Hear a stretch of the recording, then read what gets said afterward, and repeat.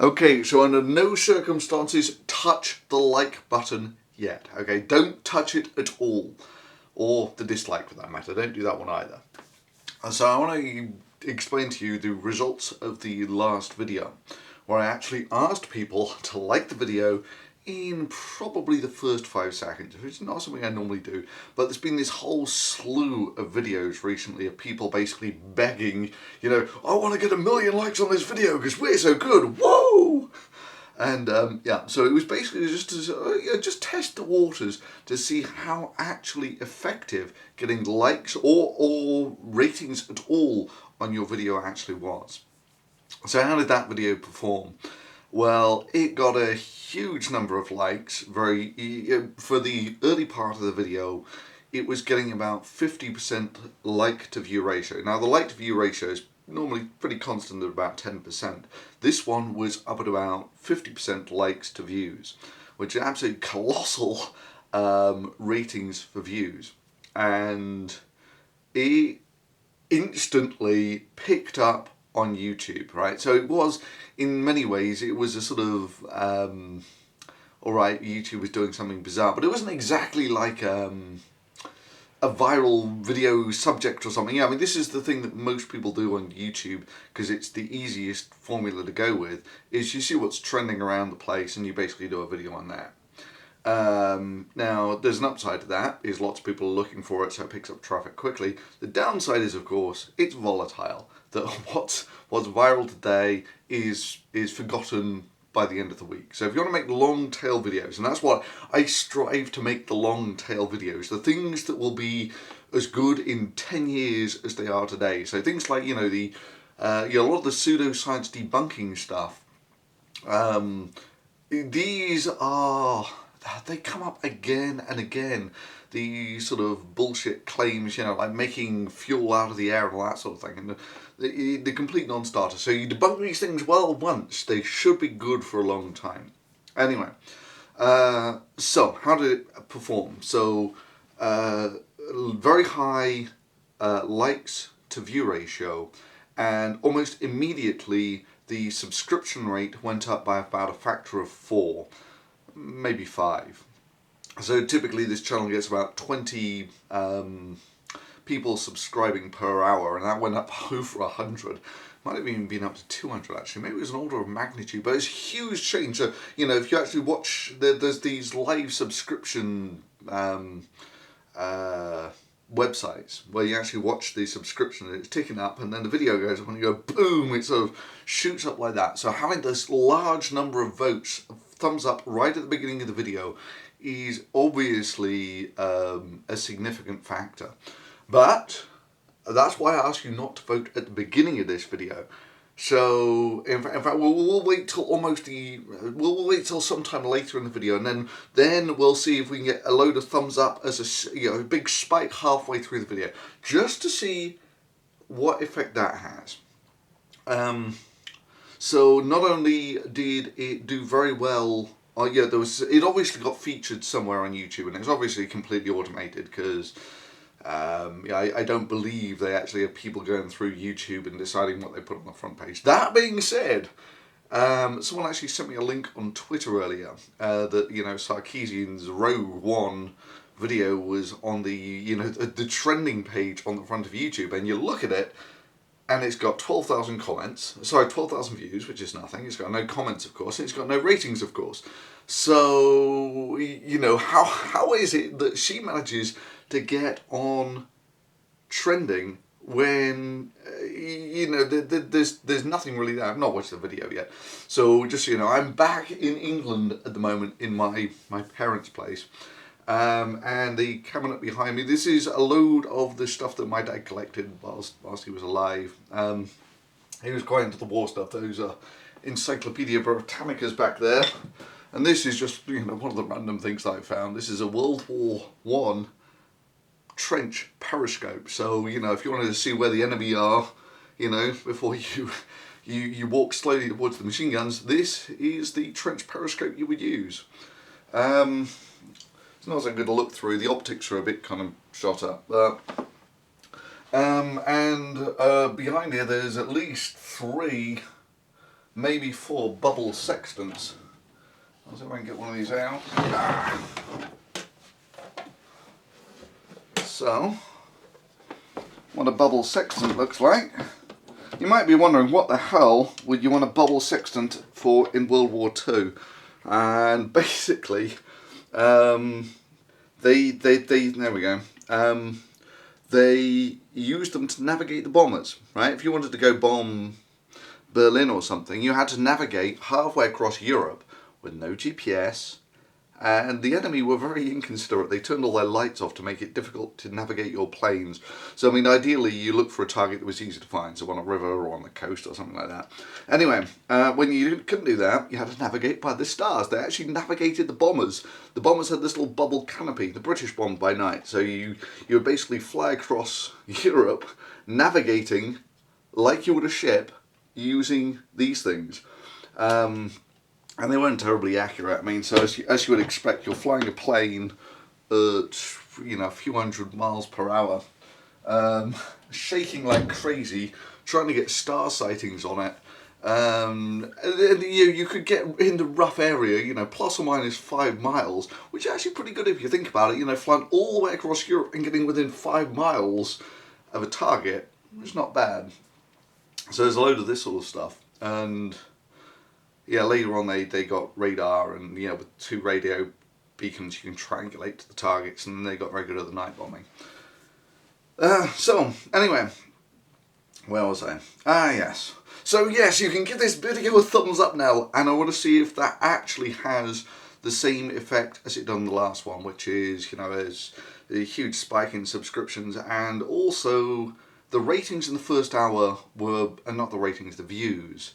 The views in the first hour were much higher than they would have normally been. So normally, you know, a reasonable science video will get about 6,000 views in the first hour, and you know, a charged topic will maybe get 10,000. This was up at about 20-something thousand in the first hour. So you know, it had a very large effect. So yeah, I'm curious to see if having absolutely no engagement for the first half of the video, a huge spike in engagement, does anything for what happens on YouTube. I mean, so like I was saying, there's all weird stuff, like, you know, how does Sarkeesian get her stuff promoted? Is it just that you know, that she's got lots of friends who blog about it, and so she gets a load of external links at the same time, and therefore it gets promoted, or what the hell's going on? You know, on the macroscopic numbers, the Sarkeesian video, despite being, you know, on the sort of trending topic and such like, when I looked at it, it only had, it might have been up to 20,000 views, but this was after it had been up for hours, so yeah, I wonder how much effect actually being on the trending thing has, but yeah, I'm just sort of kind of curious, you know, because there's been this huge spate of things recently about, yeah, arguably, people obviously want to get their videos seen, and you know, for people who do this for a living, this is really important to them, and to an extent, whether you actually work out, or you know, what actually is like to get your stuff promoted or not, doesn't actually matter, because there are so many people on YouTube that one of them will actually hit up with the winning formula, and so you get these channels that sort of seemingly explode, and even though they're not, I don't seem that outstanding, you know. So one of them was a guy called Leafy Is Here, who you know, absolutely exploded on YouTube, and if you actually look at his content, it's just, really? There's nothing here other than sort of banal commentary, usually about some nobody idiot on the internet. So yeah, so there are so many people on YouTube that someone will come up with a winning formula. In fact, this is very much how drug design works, is to actually design a drug you've got to understand all the intricacies of the biochemistry of the body, and that's almost impossible to do. So almost all of the modern drugs are found by you just screen as many drugs as possible, and if one works, then you move it forwards to market. Which is actually now a very big problem, because people have basically tested almost all the compounds that they can find. And so if you actually take a look at how much money it now takes to take a drug from nothing to market, it's much more than it used to be. So this is another long-term problem for mankind, is we're running out of biologically active stuff that we can use, just by this random screen of compounds, which worked very well early on. Okay, so I think that's almost all I got. Oh no, I've got here, I have, I find all sorts of weird stuff at home. So here I have my astronomical observations going back to 1986. So I'm just gonna flick through some of these for you as a sort of, we'll see how it goes. Come on, off you go. Yeah, just take the camera. There's me when I was a kid. Right, so what do we got? These are my shooting star observations from. So these are actually, stars, constellations. These are the shooting stars. So you can see from 1987, and there's a sort of estimate of the magnitude here. So -2 is about as bright as Jupiter. That's a really bright shooting star. These are actually really faint. I mean, this is stunning in some ways that, there was shooting stars back in 1987, and this is the only log of them. It's kind of pointless in other ways. It's just, this is sort of stardust that fell to Earth. So there's also observations of Jupiter. And these are my observations of Jupiter's moons.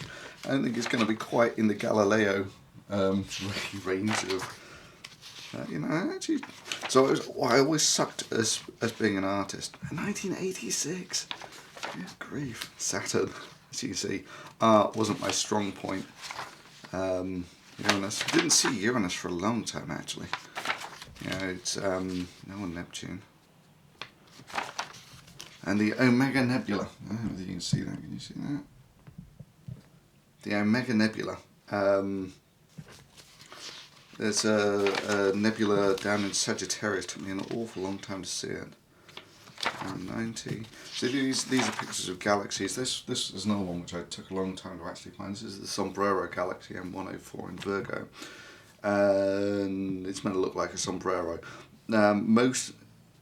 So this is observed with an 8 3/4 inch Dobsonian. It's actually quite a large telescope, but the thing is, this is in Virgo, so it never really gets that high in the sky. And globular clusters. Globular clusters are always beautiful in telescopes. Oh my god, I even tried painting. Yeah. So, Mars. Actually, that's not a bad drawing of the Dumbbell Nebula. You recognise these things instantly after a while. But that's actually this is all the Dumbbell Nebula, M27. It's a really quite bright planetary nebula in. It's actually in Vulpecca, but you usually find it via Cygnus or Sagittarius. Crab Nebula, supernova remnant. Obviously, they all look like fuzzy blobs. These are actually drawings of what you see through the eyepiece. So yeah.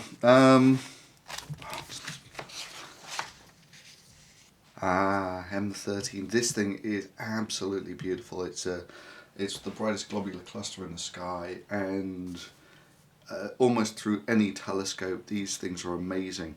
You sort of look directly at them, and they just look like this fuzzy blob, and then you just look slightly off to the side, and the thing just explodes with. You see that it's not fuzzball at all. It's just made up of millions of stars. Absolutely amazing. Okay, so. That was my experience with actually getting the votes early on in YouTube. Let's see what happens with the votes in the middle. So with that, I will wish you Happy Christmas with a picture of Mars as drawn in 1990 with a full moon. Wow.